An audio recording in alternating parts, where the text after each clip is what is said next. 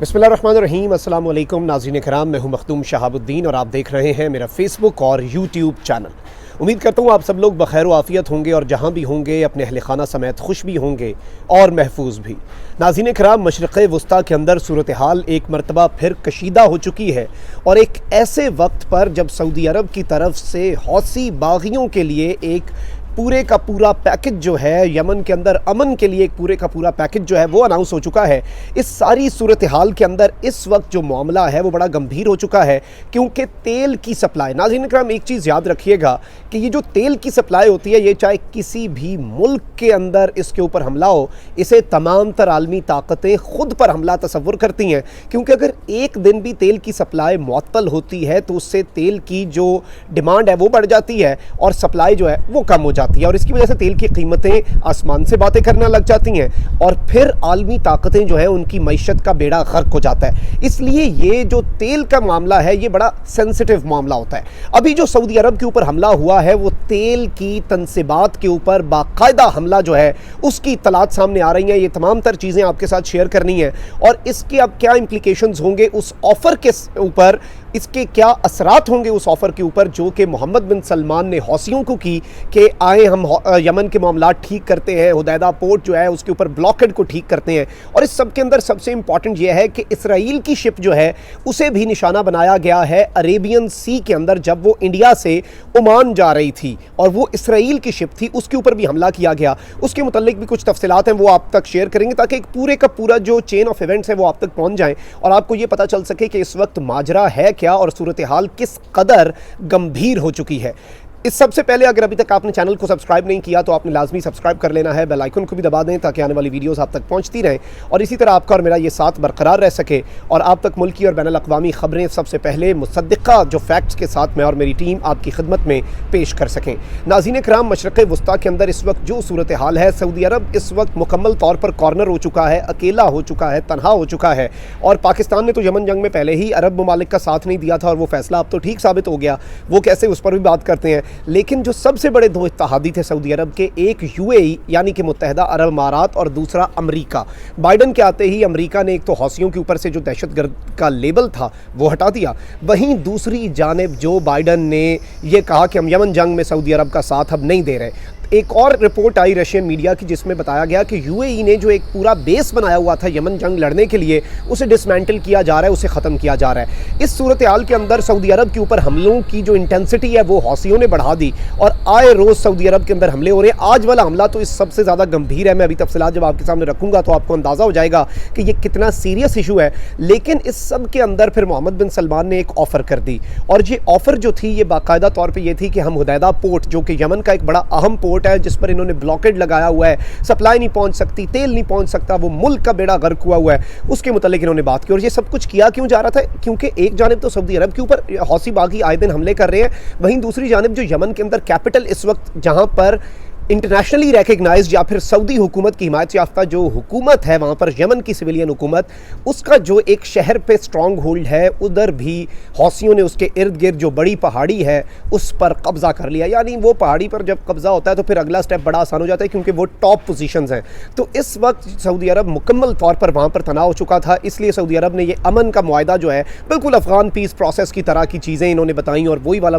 Formula एक तरह से इन्होंने यहाँ पर फॉलो कर लिया। लेकिन इस सब के अंदर अब दो बड़ी इत्तलात है। एक के ऊपर मैं एक एक्सक्लूसिवली वीडियो कर चुका हूं कि इसराइली मीडिया जो है वो रिपोर्टिंग कर रहा है कि इसराइली वेसल को ईरान ने मिसाइल मारा है और ये पहली मरतबा नाज़रीन कराम ये दावा किया गया है, क्योंकि इससे पहले ये होता था कि हौसियों पर, हिजबुल्लाह पर, किसी न किसी ग्रुप पर इल्ज़ाम लगाया जाता था, लेकिन मुल्क के ऊपर इल्ज़ाम इसराइल की तरफ से पहली मरतबा लगाया गया। अब उसके अंदर ऑब्वियसली दो चीज़ें हो सकती हैं, एक तो ईरान ने किया हो, दूसरा यह है कि नेतन्याहू के इलेक्शन चल रहे हैं वहाँ पर और मंगल को जो इलेक्शन हुए उसमें वो हार रहा है, नताइज आहिस्ता आहिस्ता आ रहे हैं, तो वो ईरान कार्ड खेलना चाह रहा है सारी सूरत हाल के अंदर। लेकिन जो सऊदी अरब की खबर है उसके मुतालिक हम तमाम तर जो एस्पेक्ट्स हैं उनका जायज़ा भी लेंगे, लेकिन पहले हम खबर के ऊपर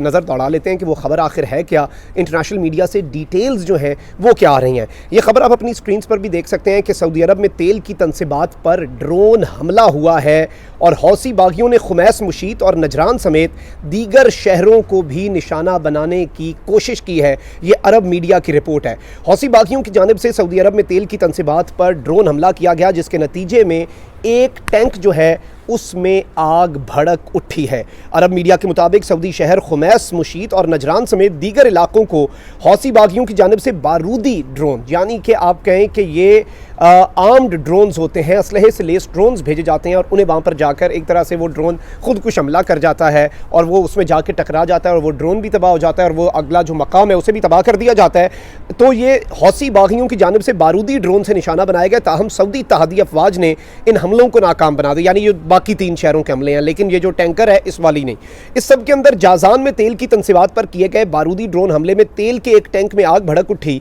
और इसमें अभी तक जानी नुकसान जो है नाज़रीन कराम उसकी कोई इत्तलात सामने नहीं आई, लेकिन तेल की जो सप्लाई है वो मुतासर होने का खदशा पैदा हो चुका है। इससे पहले भी जब अरामको की तेल की तनसीबात के ऊपर हमला हुआ था तो